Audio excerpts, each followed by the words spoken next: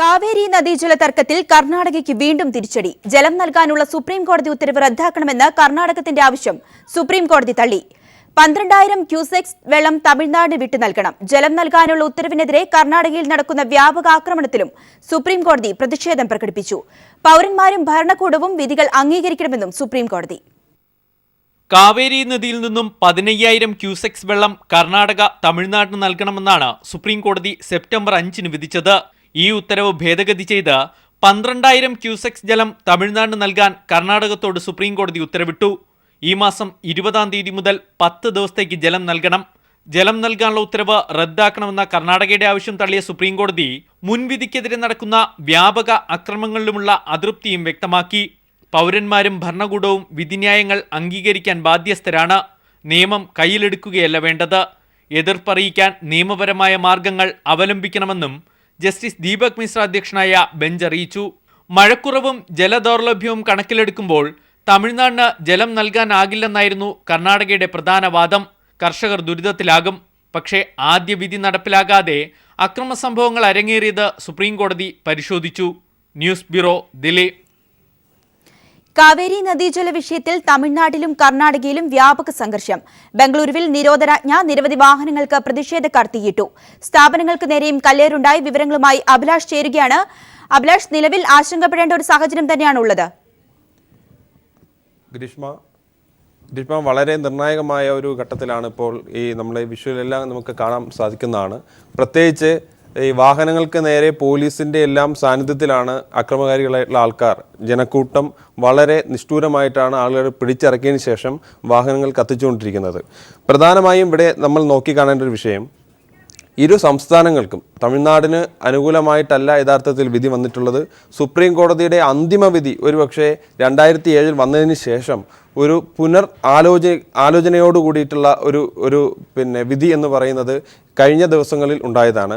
എന്നാൽ സുപ്രീം കോടതിയുടെ നിർണായകമായ ഈ വിധി വന്നതിന് ശേഷം കാര്യമായ ഏതെങ്കിലും തരത്തിലുള്ള ഒരു മുൻകരുതൽ എടുക്കുന്നതിൽ രണ്ട് സംസ്ഥാനങ്ങളും പരാജയപ്പെട്ടു എന്ന് വേണം നമുക്ക് ഈ സംഭവങ്ങൾ നോക്കിക്കാണേണ്ടത്.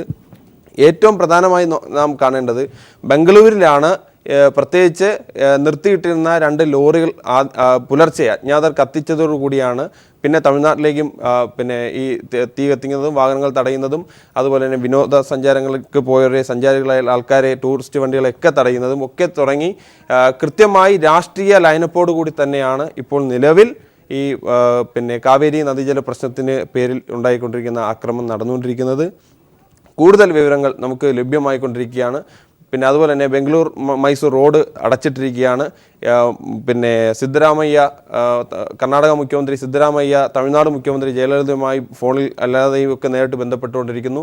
ഇരു സംസ്ഥാനങ്ങൾ തമ്മിൽ വളരെ വലിയ ആഭ്യന്തര സംഘർഷത്തിലേക്ക് ഈ ഒരു കാരണം വെച്ച് പോകേണ്ടതായിട്ടുണ്ട്. സുപ്രീം കോടതി ഇത്തരം കാര്യങ്ങൾ കഴിഞ്ഞ ദിവസങ്ങളിലും ഇപ്പോഴുമായിട്ട് നടന്നുകൊണ്ടിരിക്കുന്ന അക്രമങ്ങളിൽ കർശനമായ ഒരു ബുദ്ധിമുട്ട് അല്ലെങ്കിൽ കർശനമായൊരു നിയന്ത്രണം വേണമെന്നുള്ള റിക്വസ്റ്റ് എല്ലാം നൽകിക്കഴിഞ്ഞു, അല്ലെങ്കിൽ കർശനമായ നിലപാട് എടുത്തിരിക്കുകയാണ്. എന്തായാലും തന്നെ ബംഗളൂരിലുണ്ടായിരിക്കുന്ന ഈ അക്രമം ഏറ്റവും ബാധിക്കുന്നത് ഒരു പക്ഷേ ഈ ഓണം അടുത്ത് നിൽക്കുന്ന നാളെ മുതൽ ആരംഭിക്കുന്ന ഓണത്തിൻ്റെ അവധിക്ക് വേണ്ടി മാസങ്ങളുടെ കാത്തിരിപ്പിന് ശേഷം നാട്ടിലേക്ക് ബന്ധുക്കളുടെ അടുത്തേക്ക് എത്തിച്ചേരേണ്ടുന്ന എല്ലാവരും തന്നെ അക്ഷരാർത്ഥത്തിൽ ഏതൊക്കെയോ ഭാഗങ്ങളിൽ രഹസ്യമായി ഒക്കെ തന്നെ വീടുകൾക്കുള്ളിൽ ഇരിക്കുന്നതായിട്ടുള്ള വിവരങ്ങളാണ് നമുക്കിപ്പോൾ ലഭിച്ചുകൊണ്ടിരിക്കുന്നത്. അക്രമികൾ പൊതുനിരത്ത് കയ്യേറുന്ന കാഴ്ചയാണ് ഇപ്പോൾ നിലവിലുള്ളത്. അതിന് BJP സർക്കാരായാലും ശരി, തമിഴ്നാട്ടിലെ ജയലളിതയുടെ നേതൃത്വത്തിലുള്ള സർക്കാരിനായാലും ശരി വലിയ പരാജയമാണ് ഇവിടെ നടന്നുകൊണ്ടിരിക്കുന്നത്. കേന്ദ്രം ഇതിനകത്ത് ഒരു തരത്തിലുള്ള നിർണായകമായ ഇടപെടലും ഇത്രയും സമയമായിട്ടും എടുക്കാൻ കഴിഞ്ഞിട്ടില്ല. ഇതിനകത്ത് കേരളത്തിൽ നിന്ന് പുറപ്പെട്ടുള്ള വാഹനങ്ങൾ ഉൾപ്പെടെയുള്ള സംരക്ഷണം നൽകിക്കൊണ്ട് ഗതാഗത വകുപ്പിൻ്റെ കേരളത്തിലെ ഗതാഗത വകുപ്പും അതുപോലെ തന്നെ മുഖ്യമന്ത്രിയും ഒക്കെ തന്നെ ഇതിന് അഭിലാഷ്, തമിഴ്നാട്ടിലും വ്യാപകമായ ആക്രമണമാണ് ഉണ്ടായിക്കൊണ്ടിരിക്കുന്നത്. ചെന്നൈയിൽ 2 കടകൾ കത്തിച്ചു. അങ്ങനെ നിരവധി ആക്രമണങ്ങൾ കർണാടക രജിസ്ട്രേഷനിലുള്ള വാഹനങ്ങൾക്ക് നേരെയും ആക്രമണം അഴിച്ചുവിടുന്നു. തമിഴ്നാട് സർക്കാരിന്റെ ഭാഗത്തു നിന്നും എന്തെങ്കിലും തരത്തിലുള്ള വിശദീകരണമോ അറിയിപ്പോ ഉണ്ടായിട്ടുണ്ടോ ഇക്കാര്യത്തിൽ? അല്ല, ഇതിനകത്ത് നാം എടുത്തു പറയേണ്ടതായിട്ടുള്ളൊരു കാര്യം, നേരത്തെ പുറപ്പെടുവിച്ചൊരു വിധിയുണ്ട് സുപ്രീം കോടതിയുടെ. നേരത്തെ പുറപ്പെടുവിച്ച ആ വിധിയുടെ പശ്ചാത്തലം എന്ന് പറയുന്നത്, കുറഞ്ഞ അളവിൽ സെപ്റ്റംബർ 20-നുള്ളിൽ 15,000 TMC ജലം തമിഴ്നാടിന് വിട്ടുകൊടുത്താൽ മതി, കർണാടക വിട്ടുകൊടുത്താൽ മതി എന്നുള്ള ഒരു, യഥാർത്ഥത്തിൽ കർണാടക സർക്കാരിന് അല്ലെങ്കിൽ കാവേരി നദീജല തർക്കത്തിൽ കർണാടകത്തിന് അനുകൂലമായിട്ടുള്ള സുപ്രീം കോടതി വിധി നിലനിൽക്കെയാണ് തമിഴ്നാട്ടിൽ ഇത്രയും വിഷയങ്ങൾ ആരംഭിക്കുന്നത്. അല്ലെങ്കിൽ എന്തുകൊണ്ട് കർണാടകയിലെ ജനങ്ങൾ നിരത്തിലിറങ്ങി അവരുടെ വാഹനങ്ങൾ ആക്രമിക്കാൻ ശ്രമിക്കുന്നു? TN ബോർഡ് കാണുന്ന, തമിഴ്നാട് രജിസ്ട്രേഷൻ കാണുന്ന മുഴുവൻ വാഹനങ്ങൾക്ക് നേരെയും, അതുപോലെ തന്നെ തമിഴരായിട്ടുള്ളതും അന്യ സംസ്ഥാനങ്ങളിൽ നിന്നുള്ള വിദ്യാർത്ഥികൾ പഠിക്കുന്ന വിദ്യാലയങ്ങൾക്ക് നേരെയൊക്കെ അക്രമം അഴിച്ചുവിടുന്നൊരു കാഴ്ചയാണ് കാണുന്നത്. ഇവിടെ എടുത്തു പറയേണ്ട ഒരു കാരണം, പരസ്യമായി ക്യാമറകൾക്ക് മുന്നിൽ ലൈവായി നാഷണൽ ചാനലുകളും ഇൻ്റർനാഷണൽ ചാനലുകളും റിപ്പോർട്ട് ചെയ്യുന്ന തരത്തിൽ ഉണ്ടായിട്ട് കൂടി പോലീസിൻ്റെ ഭാഗത്തുനിന്ന് ഒരു തരത്തിലുള്ള, രണ്ട് സംസ്ഥാനങ്ങളിലെ പോലീസിൻ്റെ ഭാഗത്തുനിന്നും ഒരു തരത്തിലുള്ള നടപടിയും ഉണ്ടാകുന്നില്ല എന്നുള്ളതാണ് ഏറ്റവും ആശങ്കാജനകമായിട്ടുള്ള കാരണം. കർണാടകയിൽ ആക്രമണം വ്യാപകമായതോടെ KSRTC സർവീസുകളെയും ബാധിച്ചു തുടങ്ങിയിരിക്കുന്നു. ബംഗളൂരുവിൽ നിന്നും കേരളത്തിലേക്കുള്ള ബസ് സർവീസുകൾ റദ്ദാക്കി, തിരിച്ചുള്ള സർവീസുകളും റദ്ദാക്കിയിരിക്കുകയാണ്. ഓണത്തിലേക്ക് നാട്ടിലേക്ക് തിരിക്കാനിരിക്കുന്ന ഒട്ടേറെ മലയാളികളാണ് ഇതോടെ ദുരിതത്തിലായത്. അതേസമയം ബദൽ മാർഗങ്ങൾ ആരായുമെന്ന് ഗതാഗത മന്ത്രി അറിയിച്ചിട്ടുണ്ട്. ജിതിൻ കൂടി ചേരുകയാണ് ന്യൂസ് ഡെസ്കിൽ നിന്നും. ജിതിൻ, എന്തൊക്കെ മലയാളികളടക്കം നിരവധി പേർ നാട്ടിലേക്ക് വരാനിരിക്കുന്ന ഒരു സാഹചര്യമാണ്. സംസ്ഥാന സർക്കാരിന്റെ ഭാഗത്തു നിന്നും ഇവരെ നാട്ടിലെത്തിക്കാനുള്ള എന്തൊക്കെ നടപടികളാണ് സ്വീകരിച്ചുകൊണ്ടിരിക്കുന്നത്?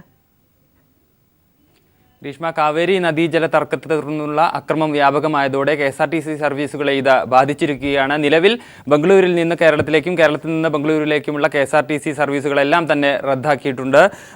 ഒപ്പം തന്നെ സ്ഥിതിഗതികൾ ശാന്തമായതിനു ശേഷം മാത്രമായിരിക്കും ഇനി സർവീസ് പുനരാരംഭിക്കുക എന്നാണ് KSRTC മാനേജ്മെന്റ് അറിയിച്ചിരിക്കുന്നത്. ഒപ്പം തന്നെ ഇതിനോടകം പുറപ്പെട്ട ബസ്സുകൾ സുൽത്താൻ ബത്തേരിയിൽ യാത്ര അവസാനിപ്പിക്കാൻ ഇതിനോടകം പുറപ്പെട്ട ബസ്സുകൾക്ക് നിർദ്ദേശം നൽകിയിട്ടുണ്ട്.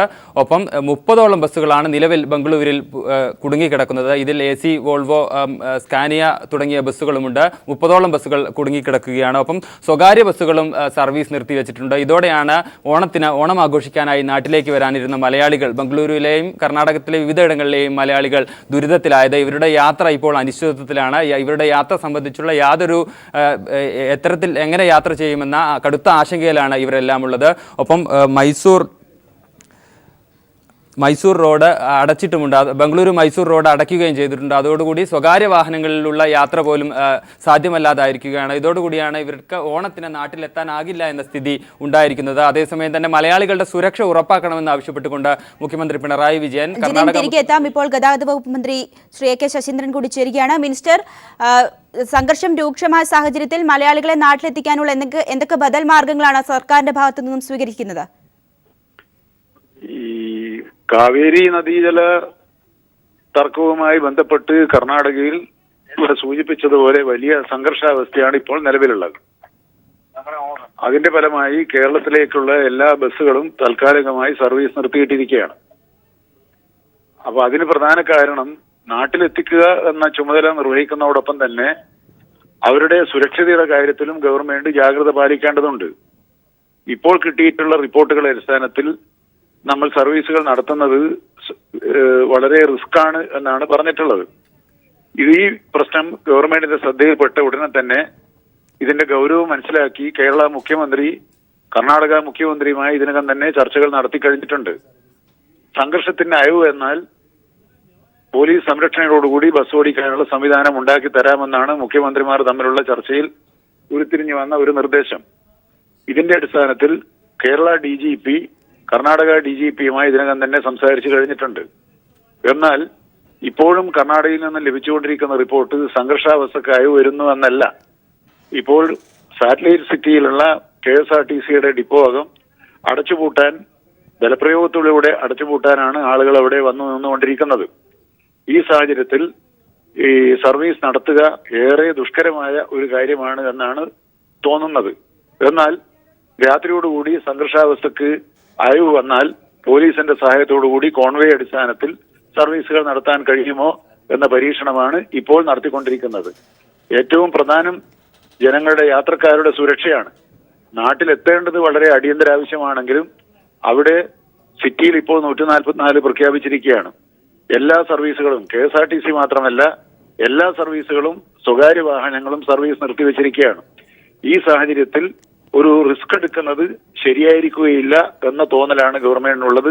ഗവൺമെന്റിന്റെ ഈ പരിമിതി ബന്ധപ്പെട്ട എല്ലാവരും മനസ്സിലാക്കണമെന്നാണ് എനിക്ക് അഭ്യർത്ഥിക്കാനുള്ളത്. എന്നാൽ ഓരോ സമയം അരയര മണിക്കൂർ ഇടവിട്ടുകൊണ്ട് കർണാടക ഗവൺമെന്റുമായി ബന്ധം പുലർത്തി എങ്ങനെയെങ്കിലും ജനങ്ങളെ നാട്ടിലെത്തിക്കാനുള്ള ആലോചനയാണ് നടന്നുകൊണ്ടിരിക്കുന്നത്.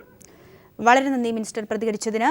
ജിതിനിലേക്ക് പോവുകയാണ്. ജിതിൻ, മിനിസ്റ്റർ സൂചിപ്പിച്ചതുപോലെ തന്നെ വളരെയധികം ആക്രമണം നിലനിൽക്കുന്ന ഒരു സാഹചര്യമാണ്. പോലീസ് സുരക്ഷയോടുകൂടി KSRTC ബസ്സുകൾ സർവീസ് ആരംഭിച്ചാൽ കൂടി ട്രെയിൻ ഗതാഗതത്തെയും അതുപോലെ കാറുകളിലൊക്കെ വരുന്ന മലയാളികളുണ്ട്. ഇവരുടെ കാര്യത്തിലും ആശങ്ക നിലനിൽക്കുന്നില്ലേ?